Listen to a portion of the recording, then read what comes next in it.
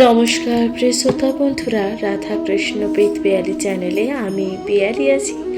আজ আপনারা শুনছেন মহাভারতের আজকের পর্বে আপনারা শুনবেন আদি পর্বের দ্বিতীয় পর্ব। শুনতে থাকুন মহাভারত। প্রিয় শ্রোতা বন্ধুরা, আগামীকাল আপনারা শুনেছেন ভৃগু বংশের উপাখ্যান ও গণেশ বন্দনা এবং গ্রন্থ বন্ধনার কথা শুনেছেন। প্রিয় শ্রোতা বন্ধুরা, আপনারা শুনছেন মহাভারত। হিন্দু ধর্মে অন্যতম বিশাল গ্রন্থগুলির মধ্যে মহাভারত যা অন্যতম একটি ধর্মগ্রন্থ, যেখানে আপনারা কুরু বংশ ও পাণ্ডব বংশের সমস্ত কথা শুনতে পারবেন মহাভারতের মাধ্যমে। মহাভারত রচনা করেন ঋষি বেদব্যাসের আবার একটি নামও ছিল, তিনি কৃষ্ণ দ্বৈপায়ন নামেও পরিচিত ছিলেন। প্রিয় শ্রোতা বন্ধুরা, অবশ্যই মহাভারতের মতন পূর্ণ বই যা আমি আপনাদের সাথে পাঠ করে শোনানোর জন্য নিজেকে কৃতার্থ অনুভব করছি, অবশ্যই শুনতে থাকবেন মহাভারত। আপনাদের কাছে একটি ছোট্ট অনুরোধ, ভালো লাগলে আপনাদের মূল্যবান মতামত দিয়ে দয়া করে জানাতে ভুলবেন না। কমেন্টে লিখবেন জয় মহাভারত এবং জয় শ্রীকৃষ্ণ। প্রিয় শ্রোতা বন্ধুরা, অবশ্যই পাশে থাকবেন সাবস্ক্রাইব করে দিয়ে, লাইক করে দিয়ে, কারণ আপনাদের ছোট ছোট ভালোবাসা যা আরও সুন্দরভাবে মহাভারত পাঠ এছাড়াও ধর্মগ্রন্থ পাঠে আরও উৎসাহ প্রদান আসে। তাহলে শুনতে থাকুন মহাভারত। আজ আপনারা শুনবেন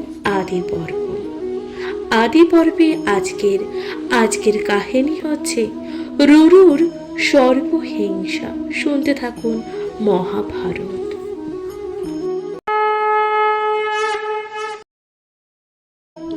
আদি পর্বে আপনারা আজ শুনতে পারবেন রুরুর সর্বহিংসা। শুনতে থাকুন মহাভারত। সৌতি বলে, অবধান করে মুনিগণ, এরূপে ভৃগুপুত্র হইল যৌবন, প্রমিতি নামেতে হইল যৌবন তনয়, তাহার তনয় হইল রুরু মহাশয়, প্রমোত্তর ভার্যা তার পরমা সুন্দরী, যাহার জননী হয় মেনকা অপ্সরী। অর্থাৎ সৌতি বলছে, দেখুন, এই যে মুনিগণ, ভৃগুর পুত্র কে ছিলেন যৌবন ঋষি। এবার যৌবন ঋষির তনয় অর্থাৎ তার পুত্র হলো রুরু মহাশয় এবং তার ভার্যা ছিলেন পরমা সুন্দরী, যাহার জননী হলো মেনকা অপ্সরী। কতকালে মইলে কন্যা সর্পের দংশনে, দেখি সখাকুল হইল যত বন্ধুকল, ভাজ্যার মরণ সখী প্রমথি নন্দন, একাকী অরণ্যের মধ্যে করেছে কন্দন। মুনিরা ক্রন্দন শুনি যত দেবগণ, দেবদূতে পাঠাইল প্রবোধ কারণ। দেবদূত বলে, রুরু কান্দ কি কারণ, মরিলে তোমার ভাজ্যা আয়ুর বিহনে। অর্থাৎ দেখুন, রুরু এবার কান্না করছে, তার ভাজ্যা যখন প্রমতি নন্দনে ঘুরে বেড়াচ্ছিল অরণ্যের মধ্যে, তখন তাকে সর্পের দংশনে তার কিন্তু মৃত্যু হয় এবং সে কারণে রুরু কান্না করছিলেন। ইহার কথায় কি বলা হচ্ছে, ইহার উপায় আর নাহিক ত্রিলোকে, আছেরই উপায় এক করিব তোমায়, আপন অর্ধেক আয়ু যদি দেহ তারে, তবে পাবে নিজ ভার্যা কহিনু তোমায়। অর্ধ আয়ু দিব রুরু কইল অস্বীকার। জিউকু সে ভারচা মোর কর প্রতিকার। এত শুনে দেবদূত রুরুকে লইয়া যমরে ভবনে গেল বিমানে চড়িয়া। অর্থাৎ রুরু বললেন, হ্যাঁ, আমি সেই দেবদূতকে বললেন যে আমি আমার অর্ধেক আয়ু দেব তাকে এবং সে বেঁচে থাকুক, এই কথা বললেন।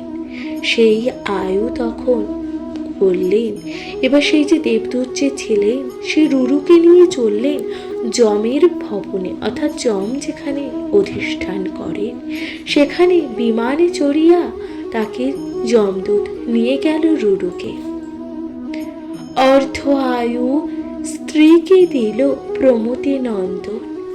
ধর্মরাজ বলে, পাবে তোমার গৃহিণী, যাও যাও যাও নিজালয়ে যাও দ্বিজমণি। অর্থাৎ যমরাজ বলেন, যমরাজ অর্থাৎ রুরু তখন কি করলেন, অর্ধেক আয়ু তার স্ত্রীকে দিলেন এবং যমরাজ তখন বললেন, ধর্মরাজ অর্থাৎ যমরাজ তাকে বললেন, যাও তুমি নিজের ঘরে, সেখানেই পাবে তুমি তোমার স্ত্রীকে।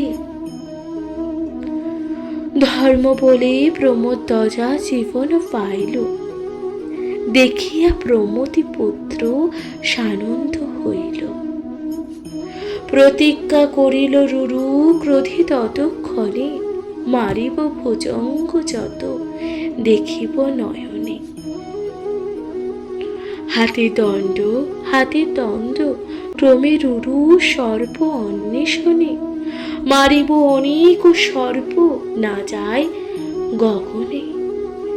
একদিন ভ্রমে মুনি অরণ্যের ভিতর, দেখিল ডুণ্ডুভ সর্প অতি ভয়ঙ্কর। সর্প দেখি দণ্ড লই যায় মারিবারে, দেখিয়া দেখিয়া ডুণ্ডুভ ডাকি তারে, বলে উচ্চস্বরে, কি দোষ করিনু আমি তোমার সদনে, অহিংসুক জীব মারো কিসের কারণে। রুরু তখন বলে, দোষ গুণ না করি বিচার। রুরু তখন বলছেন, দোষ গুণ না করে বিচার, সর্প পেলে সংহারিব প্রতিজ্ঞা আমার। ডুণ্ডুকো তখন বলিল, আমি নামে মাত্র সাপ, অহিংসুক হিংসনে জন্মায় মহাপাপ। এতেইকো শুনিয়া রুরু ভাবিয়া তখন জিজ্ঞাসিল, কহ তুমি কোন মহাজন। এই কথা তখন রুরু সেই সর্পকে জিজ্ঞাসা করলেন। সর্প বলে, ছিনু আমি মুনির কুমার। সর্প তখন বলে, আমি ছিলাম একজন মুনির কুমার। খরম নামেতে সখা ছিলেন যে আমার, তালপত্রে সর্প এক করিয়া রচন। সখারে দিলাম আমি রহস্যের কারণ। সর্প দেখি মোহ গেলেও মুনির তনয়, ক্রোধ করি সাপ মোর দিল সেই মহাশয়। হীনবীর্য সর্প হইয়া থাকিবি কাননে, পুনরূপী বলে মোরে সদয় বচনে। সেই যে সর্প মুনির কুমারকে তখন অভিশাপ দিলেন, একজন সেই মহাশয় অভিশাপ দিলেন এবং বললেন, তুই বিষহীন অবস্থায় এই কাননের মধ্যে বিচরণ করবি এবং এইভাবেই তুই জীবনে বেঁচে থাকবি। এরপর কি বলছি, রুরুর সহিত যতদিন নহে দেখা, প্রমোদের পুত্র তুমি ভৃগু বংশের জন্ম। ব্রাহ্মণ হইয়া কেহ করে ভদ্রকর্ম। অর্থাৎ রুরু তখন রুরুকে বললেন সেই সর্প যে তুমি ব্রাহ্মণ হয়ে কখনো এই যে ক্ষত্রিয়দের কর্ম করা কি তোমার উচিত? ব্রাহ্মণের কর্ম নহে লোকের হিংসন, স্বল্প দোষ দেখো মোর দুর্গতির লক্ষণ। অহিংসা পরম ধর্ম করহ পালন, ভয়ার্থ জনরে রুরু রুক্ষ করিব যতন। পূর্বে রাজা জন্মে জয় সর্ব যজ্ঞ যে করিল, দয়ায় দয়ার সর্পের কুল ব্রাহ্মণ রাখিল। আস্তিক নামিতে দ্বিজ, আস্তিক নামিতে দ্বিজ জগত কারুর সুত, যাহার জগত কথা শুনিতে যে অদ্ভুত। রুরু তখন বললে কহ কহ শুনি আস্তিকের আখ্যান। রুরু তখন বলছে এবার তুমি বলো আস্তিক মুনির উপাখ্যান কথা বলো। কিরূপে নাগের কুল কইল পরিত্রাণ, কিভাবে এই যে নাগ সমাজ অর্থাৎ সর্ব সমাজের ধ্বংস থেকে রক্ষা করলেন আস্তিক মুনি, এই কথাই বলুন। সে সর্পের কাছ থেকে জানতে চাইল রুরু কি কারণে সর্প চক্ষু করল জন্মে জয়, কহ শুনি মুনিবর খণ্ডুক বিস্ময়। এবার মুনি কহে সেই কথা কহিতে বিস্তার, শুনিবারে চিত্ত যদি আজ হই তোমার। মুনিগণ তখন জিজ্ঞাসিল কহিব সকল, আজ্ঞা দাও যাব আমি আপনার স্থল, আজ্ঞা দাও এবার আমি যাব তোমার স্থলে। এত বলি দিব্যমূর্তি হইল তৎক্ষণে, অন্তর্ধান হইল মুনি গেল যথাস্থানে। বিস্ময় জন্মিল রুরু মন দুঃখ তাপে, আপনার গৃহে আসি জিজ্ঞাসিল পাপে। অর্থাৎ বিস্ময় ভাবে বা রুরুর মনে দুঃখ জন্মালো, আপনার গৃহে আসি জিজ্ঞাসিল কথা।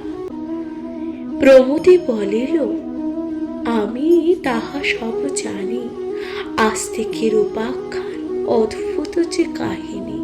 প্রমোদে তখন বললে আমি তো সবই জানি, এই যে আস্তিক ঋষি আস্তিকের কথা আমি বলবো তোমার সে এক অদ্ভুত কাহিনী। মহাভারতের কথা অমৃতের ধার, শ্রবণের সুখ ইহা বিনা নাহি আর। অর্থাৎ এই যে মহাভারতের কথা অমৃতের সমান, শ্রবণে করার যে সুখ তার আর কোনো কিছুতে সুখ নেই মহাভারতের কথা।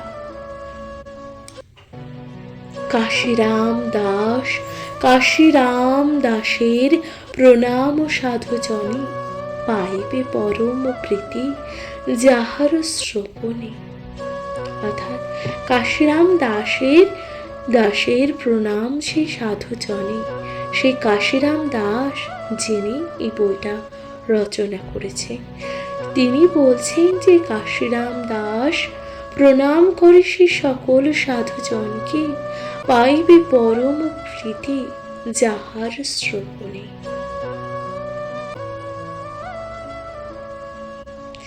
এই যে মহাভারত শ্রবণের মাধ্যমে জীবনে যে আনন্দ পাইবেন এই কথাই বলা হচ্ছে, যে প্রীতি অর্থাৎ যে মধুরতা আনন্দ পাইবেন। কাশীরাম দাস সে সকল সাধুজনদের প্রণাম জানাচ্ছেন। এখানে তাহলে সমাপ্ত হলো রুরুর উপাখ্যান। আপনারা শুনছেন মহাভারত। প্রিয় শ্রোতা বন্ধুরা, এরপর আপনারা শুনবেন জড়তকারুর উপাখ্যান। এরপর আপনারা শুনতে চলেছেন জড়তকারুর উপাখ্যান। জিজ্ঞাসিল রুরু তবে জনকের স্থানে, সর্বযজ্ঞ জন্মে জয় কইল কি কারণে। প্রমতি তখন বলেন, বৎস করো অবধান, মহাশ্চর্য সর্পযজ্ঞ অপূর্ব সে আখ্যান। যাযাবর বংশে জন্ম, জগত কারুর মুনি, যোগেতে পরম জনি, ত্রিজগতে জানি। স্বচ্ছন্দে ভ্রমিয়া গেল দেশ ও দেশান্তর, অর্থাৎ স্বচ্ছন্দে ভ্রমণ করলে দেশ ও দেশান্তর। উলঙ্গ উত্তম বেশ সদা অনাহারে, একদা অরণ্যের মধ্যে ভ্রমে তপোধন, একদা অরণ্যের মধ্যে ভ্রমণ করছেন তপোধনে।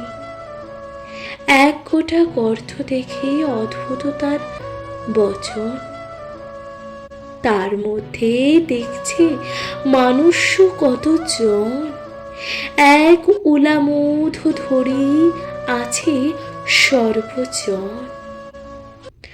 অপূর্ব দেখিয়া জিজ্ঞাসিল মুনিবর, কি কারণে এত দুঃখ তোমরা সব কারো।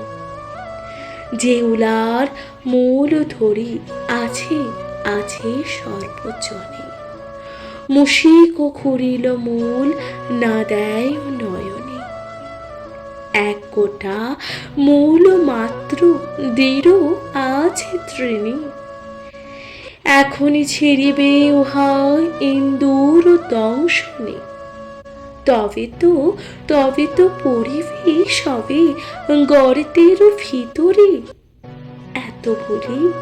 এত বলি পিতৃগণ করিল উত্তর, যাযাবর বংশে আমার সবারও উৎপত্তি, নির্বংশে হইনু সেই হইল হেনুগতি। ঋষি বলে বংশে কেহ নাহি কি তোমার, বংশ রক্ষা করি সবার উদ্ধার। এবার পিতৃগণ বলে, মাত্র আছে একজন, মূর্খ দুরাচার সেই বংশে অভাজন। না করিল কুল ধর্ম বংশের রক্ষণ, জগত কারু নাম তার শুনি মহাজন। এত শুনি জগত কারু বিস্ময় হয়ে বলিলেন, আমি জগত কারু বলি কহিল ডাকিয়া। কি করিব আজ্ঞা মোরে কর পিতৃগণ, কি করিব আজ্ঞা মোরে কহ পিতৃগণ। যে আজ্ঞা করিবে তাহা করিব পালন, যে আজ্ঞা করিবে তা অবশ্যই পালন করিব। পিতৃগণ বলে কর বনিতা শ্রবণ, পুত্র জন্মাইবে কর বংশের রক্ষণ। সর্বশাস্ত্রে বিজ্ঞ তুমি তপিতে তৎপর, পুত্রবন্তে সেই ধর্ম তোমাতে গোচর। মহাপুণ্য করিল না যায় যথায়, পুত্রবন্ত লোক সব তথাকারে ধায়। তে কারণে বিবাহ করিব মণিগণ, পুত্র জন্মাইবে আমার সবার রক্ষা কর। পিতৃগণ বাক্য শুনি বলে জগৎকার, পিতৃগণের বাক্য শুনি বলে, জগৎকার যত্নে না করিব বিভা মম অঙ্গীকার, যত্নে না করিব বিভা মম অঙ্গীকার। মোর নামে কন্যা যদি যাচি কেহ দেয়, তবে তবে সে করিব বিভা কহিন নিশ্চয়। তাহার গর্ভেতে যেই জন্মিবে কুমার, তাহার গর্ভেতে যে জন্মিবে কুমার, তোমা তোমা সববারে সেই করিবে উদ্ধার। শুনি ঊর্ধ্বোত্থান হইল যত পিতৃগণ, শূন্যতে ডাকিয়া পবে বলিব বচন। বিভা করি জগত কারু জন্মায় সন্নতি, সন্তান জন্মিলে হবে বংশের সদ্গতি। অর্থাৎ সন্তান জন্মালে হবে সেই বংশের সদ্গতি। যেই বিনামূল, সেই বিনামূল সবে ছিলাম ধরিয়া, তুমি আছো তুমি আছো তাই মূল আছি তো লাগিয়া। মুশিকে ঘুরাইতেছিল মুশিক সে নয়, মশারূপ আপনি সে ধর্ম মহাশয়। তাহা শুনি জগৎকারু কহিল গমন, বহু দেশ দেশান্তরে করেন ভ্রমণ। পিতৃগণ আজ্ঞা শুনি চিন্তে অনুক্ষণে, যাচি কন্যা যাচি কন্যা দিতে কেহ নাহি সে ভুবনে। মহাবনে প্রবেশ করিল জগৎকার, মহাবনে প্রবেশ করিল সেই জগৎকার। কন্যাকার আছে দেহ বলে তিনবার, আছিল তথায় বাসুকীর অনুচর। মনির সন্দেহ কহে বাসুকি গোচর। এত শুনি বাসুকি যে আনন্দে অপার, ভগিনীর সহিত গেল যথা জগৎকার। মুনিবরে ফণিবর করে নিবেদন, আমার ভগিনী তুমি করো গ্রহণ। মুনি বলে, এই কন্যা কোন নাম ধরে, সত্য কহি সত্য করি কহ, শুনি না ভান্ডিব মোরে। মোর নামে হয় যদি ভগিনী তোমার, অর্থাৎ আমার নামে যদি হয় ভগিনী তোমার, বিবাহ করিব তবে কইনু অস্বীকার। বাসুকি বলিল নাম ধরে, বাসুকি তখন বলিল নাম ধরে জগৎকারে।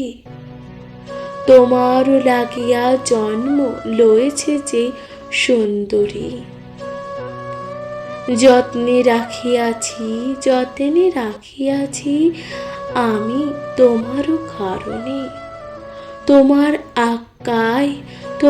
আজ্ঞায় আনিলাম এতদিনে। এত বলি কন্যা, এত কথা বলি কন্যা দিয়া গেল ফণিবর। শুনি না গোলকে হইল আনন্দ বিস্তার। মহাভারতের কথা সুধা হইতে সুধা, কর্ণপথে কর পান যাবে ভব ক্ষুধা। বহু চিত্র কথা যত ব্যাস বিচরিত, অমর কিন্নর নর নাগেতে জড়িত।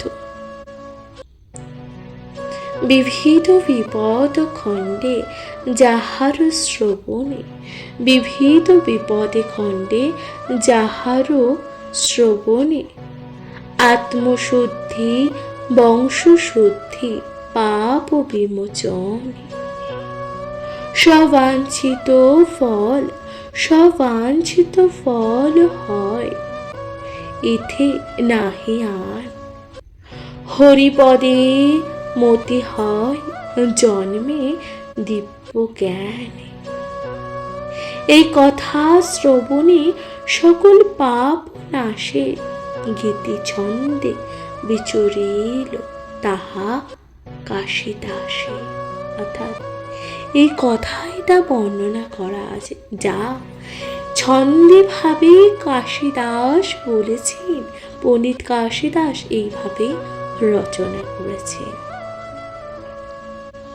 প্রিয় শ্রোতা বন্ধুরা, আপনারা শুনলেন জগত জড়ত কারুর উপাখ্যান। আপনাদের কেমন লাগছে মহাভারতের উপাখ্যান অবশ্যই লিখে জানাবেন। এরপর আপনারা শুনবেন নাগগণের উৎপত্তি ও অরুণের জন্ম। শুনতে থাকুন মহাভারত।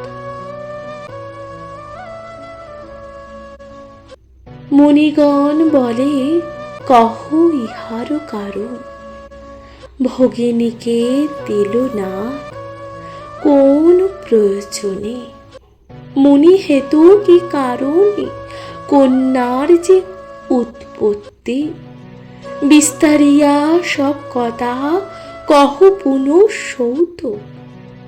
সৌতর কাছে মুনিগণ এবার জানতে চাইলেন। এবার সৌত বলছেন, দেখুন, অবধান করে মুনিগণ, বাসকে দিলেন ভগ্নী যাহার কারণ। দক্ষের দুহিতা কর্তৃ বিনতা সুন্দরী, স্বামী কশ্যপের দেহে বহু সেবা করে। তুষ্ট হয়ে বলে সে মুনি, মাগো দোহে বর। অর্থাৎ মুনি কশ্যপ তখন তার কাছে বর প্রার্থনা করতে চাইলে বললেন। ইহা শুনি কর্তৃ বলেন, জুড়ি দুই কর, আমি দুটো বর চাই। কি বর সেগুলো? সহস্রেক নাগ হবে আমারও কুমার, এই বাঞ্ছা মোর পূর্ণ করো মুনিগণ। অর্থাৎ তখন সে কর্তৃ বললেন যে সহস্রে নাগ হবে আমারও কুমার, এই বাঞ্ছা, এই কথাই পূর্ণ করো হে মুনিবর, তুমি এই কথা পূর্ণ করো। বিনিতা মাগিল বর কশ্যপের পায়, দুই পুত্র মোরে মুনি দেয় মহাশয়। অর্থাৎ বিনিতা তখন বললেন যে আমার দুটি পুত্র দিন আপনি মহাশয়। এবার কি বললেন? কর্তৃপুত্রে বলাধিক হইবে নন্দন, হাসিয়া কশ্যপ ঋষি বলেন বর দিল ততক্ষণ। অর্থাৎ সে বিনিতা তখন চাইলেন যে আমার যে দুটো সন্তান হবে তারা এই যে কর্ত্রীর পুত্র থেকেও কিন্তু তারা অনেক বেশি বলবান হবে। এবার এই বর প্রার্থনা শুনে ঋষি কশ্যপ মুনি তখন হাসতে হাসতে বর দিলেন। তখনই তাদের মুনি তখন বলে, দুইজনে হইল যে গর্ভবতী, দোহে আশ্বাস এলো বনে গেল মহামতি। কতদিনই দুইজনে প্রসব করিল, সহস্রেক ডিম্ব কর্তৃদেবী প্রসবিল। অর্থাৎ সেই যে দুই পত্নী ছিলেন ঋষি কশ্যপের, দুজন একই সাথে গর্ভবতী হলে এবং তারা বনে গেলেন সন্তান প্রসবের জন্য।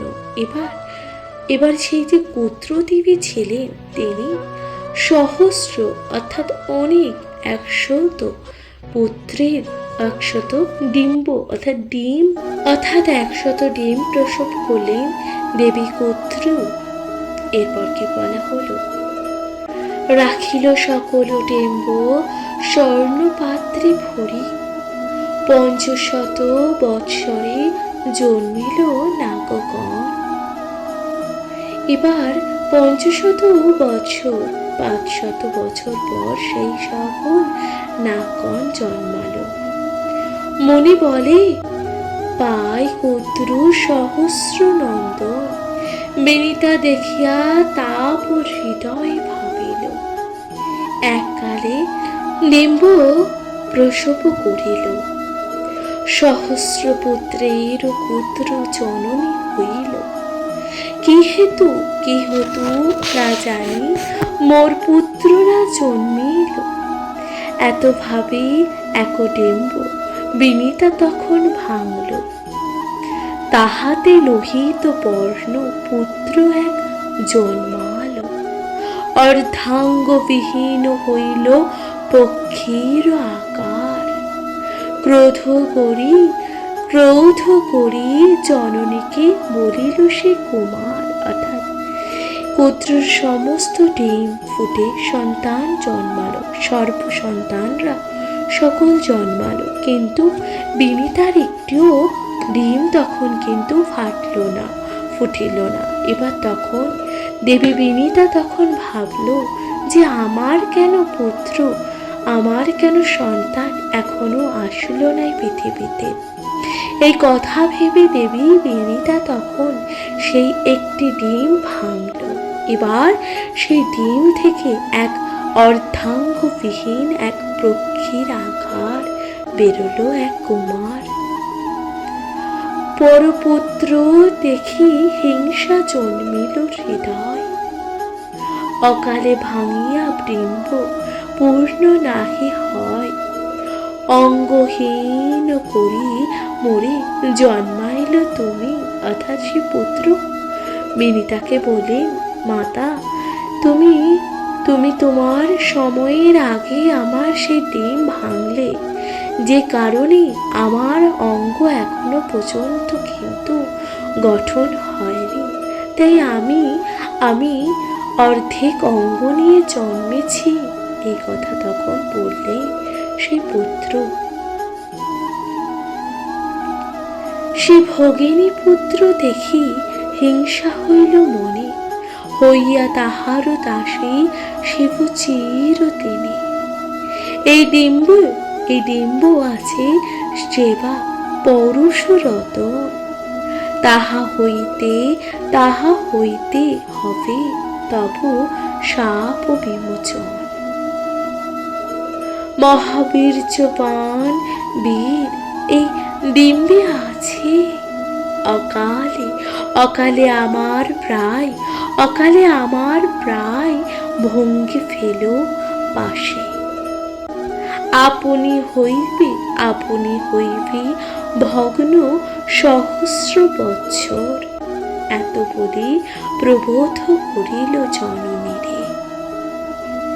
হেনমতে একদিন দৈবের ঘটনে, কুদ্র আর বিনিতার আছড়ে এক স্থানে, উচ্চশ্রবা অশ্ববর এক পরম সুন্দর, সূর্যের কিরণ নিন্দিতার কলেবর, নানা রত্ন অলঙ্কারে অঙ্কতে ভূষণ, মহাবীর্যবন্ত অশ্ব পবন গমন। সমুদ্র মন্থনে সেই অশ্বের উৎপত্তি, এত বলি মনে জিজ্ঞাসিল সৌতের প্রতি। সমুদ্র মন্থন হইল কিসের কারণ, কহ শুনি বিস্তারিত সুতের নন্দন। অর্থাৎ মনি তখন জানতে চাইলে এই যে সমুদ্র মন্থন কিসের জন্য হইল, সেই কথা এখন বিস্তারিত বলো। সেই সুতকে অর্থাৎ সুত কে ছিলেন? এখানে ব্রহ্মাদেবের পুত্র ছিলেন সুত। সুত ছিলেন ব্রহ্মাদেবের পুত্র। তার কাছ থেকে উনি সব জানতে চাইলেন। প্রিয় শ্রোতা বন্ধুরা, তাহলে আপনারা শুনলেন ঋষি কাশ্যপের দুজন স্ত্রী ছিলেন। তার মধ্যে একজন ছিল দেবী কর্ত্রু এবং আরেকজন ছিল বিনতা, এবং এই দুজনের কিন্তু সর্প সন্তানই হয়েছিল, যেখান থেকে সর্পকুলের বিস্তার এবং জন্ম হয়েছে।